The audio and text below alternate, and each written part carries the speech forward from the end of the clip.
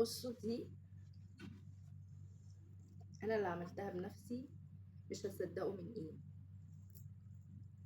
ممكن امسكه كده، ممكن امسكه كده، ليه اكتر من ماسكه. وبصوا التفاصيل بتاعته حلوه ازاي. بصوا كمان من ورا، وبصوا كمان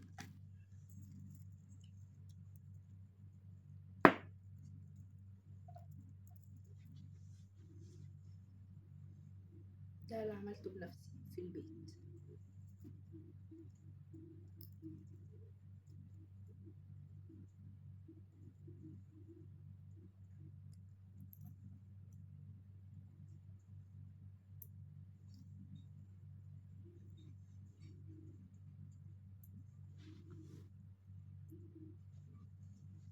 عملته بنفسي في البيت.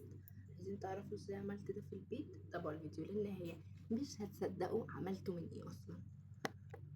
زي ما انتوا شايفين انا معايا جراب نضارة. ايوه جراب نضارة زي ما انتوا شايفين من جوه كده، يعني سهلة جدا يا جماعة. هنلزقها في بعض.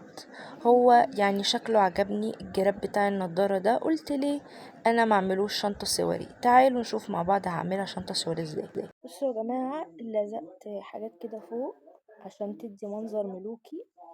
ده طقم حلقان زي ما انتوا شايفين اهو، والبريمة اهي حاتفاها على جنب. جبت الحلقان دي وقمت ملزقها هنا بالشكل ده كده.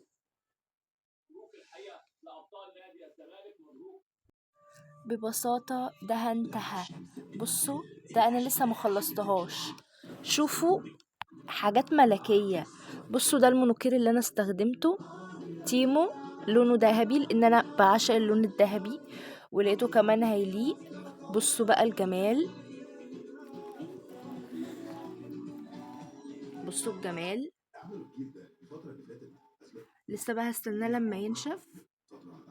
بصوا بقى هنا يا جماعة، اول حاجة سموا الله يا جماعة البسملة. بصوا ده بقى زينته بالاستراس، وجبت المونوكير اللي هو الشفاف اللي بيلمع ده. بصوا دي الماركة اللي انا استعملتها، فلومار. بصوا فاضل حبة صغيرة ويخلص. قمت ايه دهنة كله، وفي النص بقى ما دهنتش حاجة، وقمت لازقة الاستراس ده. هو كله غرقته الاستراس، عشان كده بقى شكله تحفة اوي. وبس سيبه ينشف بقى. قولوا بسم الله. بصوا يا جماعة انا كده يعتبر خلصتها. ماشي. بصوا بقى كمان من ورا بقى رسمت الرسمة دي كده هنا وهنا. بصوا ناقص بس الايد.